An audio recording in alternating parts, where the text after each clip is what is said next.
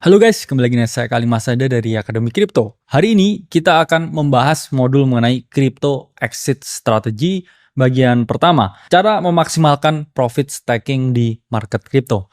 Nah, sebelum video ini dimulai, nothing I say is financial advice dan video ini hanyalah analisa internal untuk membantu teman-teman melakukan analisa mandiri. Teman-teman banyak banget dari kalian ini yang menanyakan ke saya mengenai modul ini, atau saya juga melihat banyak sekali orang yang tidak memiliki kesadaran mengenai topik ini. Ya, yaitu adalah topik mengenai profit taking atau pengambilan profit, pengambilan keuntungan. Karena saya melihat fenomena di siklus ini, siklus sebelumnya, bahkan siklus sebelum-sebelumnya, orang-orang ini kaya tapi on paper. Istilahnya mereka ini kaya tapi tidak merealisasikan keuntungannya.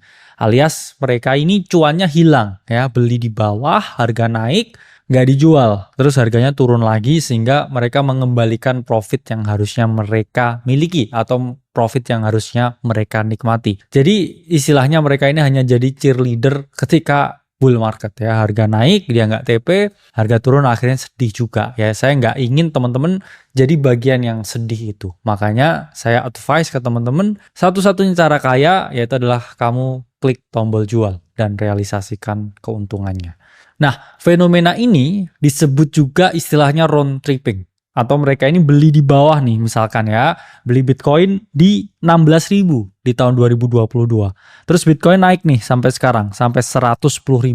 Mereka naik udah sampai lebih dari 7 kali lipat. Misalkan mereka ini punya modal 100 juta, ini modalnya bisa hampir ya 800 juta. Tapi di sini mereka tidak klik tombol jual. Lalu kemudian tahun depan marketnya bear atau sekarang transisi ke bear, akhirnya apa? Profitnya turun lagi. Ya, harusnya di sini nilai investasinya ini sekitar 800-an juta, terus kemudian market turun jadinya dia 300 juta. Jadi di sini ada opportunity loss kurang lebih 500-an juta. Apakah hal itu sering terjadi, teman-teman? Jawabannya sangat sering. Bahkan faktanya kayaknya 80% orang yang dari siklus ke siklus ini mengalami hal ini. Itulah mengapa kalau teman-teman belajar bareng kita dan ngikuti praktisi, terus teman-teman juga nontonin semua modul, saya nggak mau ini juga terjadi ke teman-teman. Kalau kalian udah kaya dari kripto, please tolong mulai realisasikan keuntungan yang kalian miliki. Apalagi kalian udah beli Bitcoin dari 2022, 2023, I know kalian punya mindset long term, jangka panjang, kalian sangat yakin dengan Bitcoin. Tapi teman-teman nggak ada salahnya untuk trimming sedikit aja ya, merealisasikan keuntungan yang teman-teman miliki. Karena akan ada rasa sesak di dada ketika profit kita itu udah hilang atau profitnya tinggal setengah, dan itu hal yang sangat manusiawi, teman-teman. Jadi nggak bisa disalahkan orang yang profit taking karena itu adalah bagian dari market. Lalu gimana nih? Kan teman-teman pasti banyak kena dogma, kena doktrin dengan para quotes on quotes, ya, kita ngomong crypto billionaire, yang mana mereka ini menyarankan teman-teman untuk hodl, diamond's hand, never panic, always on buying. Iya, mereka ini memang bilioner dari kripto. Iya, mereka cuman hold Bitcoin. Tapi satu integral part yang teman-teman lupa. Mereka ini semua orang yang punya bisnis, teman-teman. Yang mana tanpa Bitcoin naik pun, mereka ini udah punya harta yang berlimpah, punya cash flow yang gede. Dan ketika bear market pun, exchange-nya CZ pun juga tetap ngasilin duit triliunan. Jadi tanpa Bitcoin naik sekalipun, mereka ini udah orang-orang yang sangat kaya. Ya, berbeda dengan kita, berbeda dengan kaum pekerja yang lain. Yang mana kalau asetnya turun setengah, hatinya juga panas juga. Ya, kalau mereka ini mungkin panas, tapi ya setengah panas, tapi kayak, oh, oke, net worth saya kurang puluhan triliun. Tapi oke, lihat revenues, ya, bulan ini berapa? Oke, masih sekian triliun. Jadi ya mereka nangis juga ya, tapi tisunya itu emas kira-kira ya. Tapi kalau kita nangis, tisunya itu bekas berak gitu ya. Jadi kamu harus paham ya apa yang digaungkan oleh mereka kripto bilioner tentang mereka kaya karena diamond's hand, mereka kayak hold cuman Bitcoin dari dulu. I know the story is true, tapi mereka ada untold story yang harus teman-teman paham ya. Cash flow-nya mereka tuh gede banget dan kalian nggak ngerti apakah mereka ini punya bisnis di luar kripto ya. Spoiler ya, alert ya, tapi jawabannya ada. Mereka ini juga punya bisnis di luar kripto. Jadi mereka suruh kalian diamond's hand, tapi mereka ini net worth-nya udah puluhan triliun, teman-teman. Dan secara konsisten company-nya ini makes revenue triliunan. Jadi harus di take ya with grain of salt berbagai dogma-dogma ya saya ngomong yang diberikan oleh para crypto billionaire ini. Nah, lalu mengapa strategi exit ini sama pentingnya dengan strategi entry? Sebelumnya kita bahas dengan sangat gamblang ya strategi entry yang kita lakukan, dan kita bilang bahwa entry strategi itu merupakan salah satu hal yang paling menentukan kesuksesan. Dan yang kedua itu strategi exit. Karena percuma kamu nemuin entry terbaik.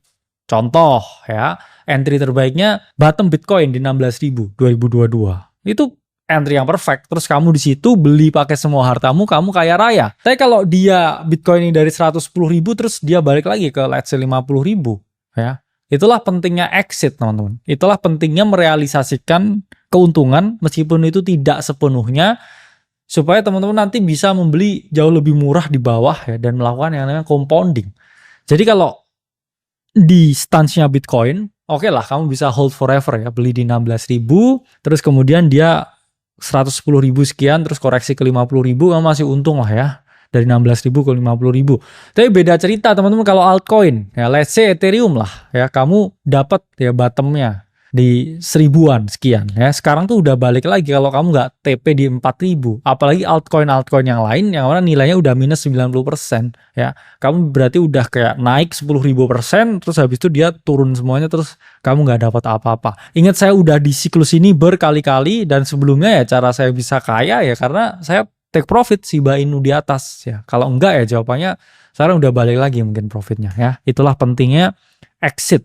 Ada alasan ya beberapa mengenai mengapa exit itu penting ya. Pertama, market ini memiliki volatilitas yang ekstrim. Dua, ada siklus market di kripto. Tiga, ya kita masih hidup di dunia nyata ya, sorry to say ya, metaverse is dead, never existed anymore. Dan kita harus mengatur emosi. Dan terakhir, teman-teman harus pahami yang namanya maksimum compounding. Pertama, volatilitas. Kripto itu untuk orang normal, teman-teman, volatilitasnya itu sangat tinggi. Dan kita belum melihat volatilitas yang se-ekstrim level COVID ya, kalau kita lihat data dari investing.com. Nanti ada fasenya ya, ketika kita transisi dari bull market ke bear market, dan ini akan spiking dengan sangat ekstrim volatilitasnya. Itu menunjukkan apa? Kalau kripto ini, minggu ini kita bisa kaya, minggu depan kita bisa kurang kaya, 2 minggu lagi malah bisa miskin ya. Jokesnya kayak gitu. Jadi kalau kamu udah up berkali-kali lipat, ratusan persen, ya nggak ada salahnya kamu klik tombol jual.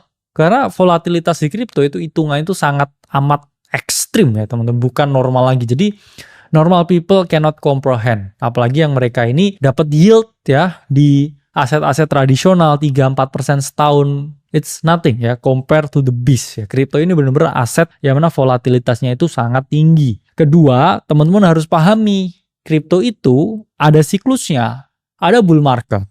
Harganya naik terus seperti yang kita lihat sekarang. Ada koreksi memang teman-teman, ada 30% drop ya karena Trump tarif.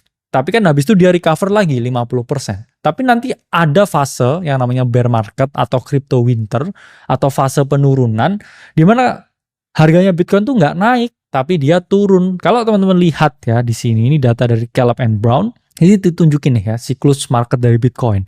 Ada fase growth ya, dia naik 180% ya, bubble, euforia nih, naik. Kemudian ada crash ya, minus 80%. Jadi polanya itu selalu kelihatan ya, 3 tahun naik, 1 tahun crash, 3 tahun naik, 1 tahun crash. Ya, ini 3 tahun naik, dan kita 2025 ini ya harusnya juga tahun-tahun kenaikan. Tapi ya kita jangan take profit di tahun-tahun penurunan. Kalau bisa kita take profit tuh di tahun-tahun kenaikan ya, seperti yang teman-teman lihat ya, potensi warna kuning nih di sini ya. Kita forming warna kuning ya di sini, dan nah ini nih. Nah, kita akan forming ya fase kuning di sini. Jadi teman-teman harus merealisasikan ya keuntungannya kalau teman-teman ya mau memanfaatkan yang namanya efek compounding. Kita sorry to say ya, ini masih hidup di dunia nyata, di mana kita butuh makan, jelas ya, kita butuh tempat tinggal yang oke, yang enak, kita masih butuh naik mobil ya, meskipun untuk LCGC. Karena tingkat possession atau harta yang kita miliki ini studi modern, bukan saya ngomong. Itu sangat menentukan tingkat kebahagiaan teman-teman. Kalau teman-teman bilang, wah saya kok nggak happy, mungkin duitnya kurang banyak. Karena ini data ya teman-teman yang menunjukkan Global Happiness Index by country. Ya, surprisingly, negara-negara berkembang seperti Indonesia, Malaysia, Brunei bahkan, kok nggak ada di sini. ya. Kok negara-negara yang happy ini negara-negara yang maju ya, US, Cina, Jerman, Jepang. Kok mereka ini masuk ke dalam populasi yang ngomong bahwa mereka ini bahagia di dunia ini. Tapi kenapa Indonesia nggak ada di sini? Ya jawabannya ya teman-teman harus meningkatkan kekayaannya ya, beli aset kripto, udah naik berkali-kali lipat, take profit, entah itu kemudian dibeliin rumah, dibeliin mobil. Karena itu yang saya lakukan dulu ya. Saya udah dapat nih kekayaan di kripto, ya saya beli ya. BMW, saya beli rumah ya 2 lantai di Malang, ya 3 lantai di Malang, dan ya I live happily, ya quite happily, happier than before crypto ya, karena saya klik tombol jual dan saya merealisasikan keuntungan ya, dan menyadari saya hidup di dunia nyata. Dan ini amit-amit ya saya ngomong, karena orang selalu bilang buy when there is suicide on the news. Karena ketika ada bear market, teman-teman amit-amit nih ya, akan selalu banyak berita bunuh diri di luar negeri. Ya, saya sangat anti ya. Saya berharap tidak akan pernah terjadi di negara kita, Indonesia. Karena pada dasarnya nggak ada orang tuh yang kuat harta hidupnya itu turun 70%, teman-teman. Even kalian triliuner, punya uang 1.000 miliar, semuanya di Bitcoin. Terus Bitcoin turun 70%. Kalian tinggal pegang 300 M loh, dari ya banyak 300 M, tapi kalau kamu lihat kemarin kamu punya 1000 M ya. Meskipun kamu bilang oke, ini bakal naik ya, aset masa depan dan sebagainya, nggak akan merubah fakta bahwa kamu kehilangan 700 miliar ya. Nggak merubah fakta bahwa kalau kamu jual di atas, kamu tetap pegang 1000 miliarnya sekarang setelah dia turun 70%. Jadi adalah mindset yang harus kalian miliki ya. Jangan buy into the cult, pahami take profit itu penting. Dan ya pahami efek compounding. Let's say lah, kamu merasa bahwa oke, saya orang kaya raya, saya udah cuan banyak, saya punya 1 juta USD. Kalau sekarang saya beli Bitcoin, saya ini bisa beli 10 koin dari market price 100.000 saat ini. Saya bisa beli 10 koin.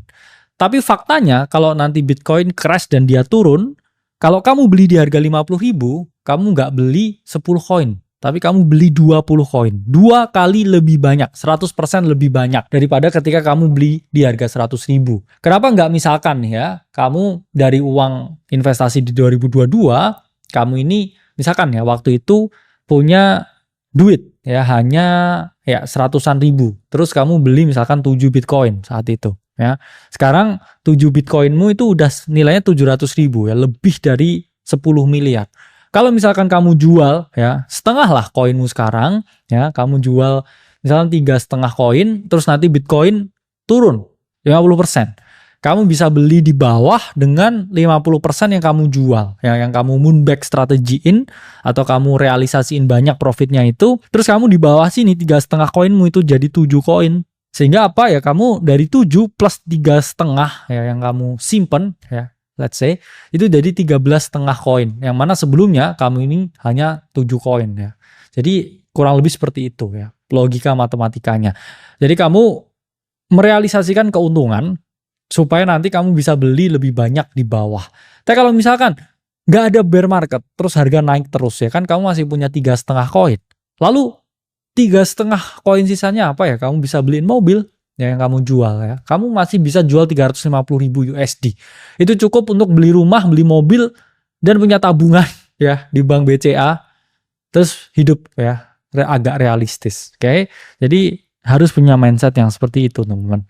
Jadi saya harap ya ini masuk logikanya di teman-teman, dan teman-teman bisa menerima dan mempertimbangkan ya dengan akal sehat bahwa take profit itu perlu. Sampai ketemu di modul kedua.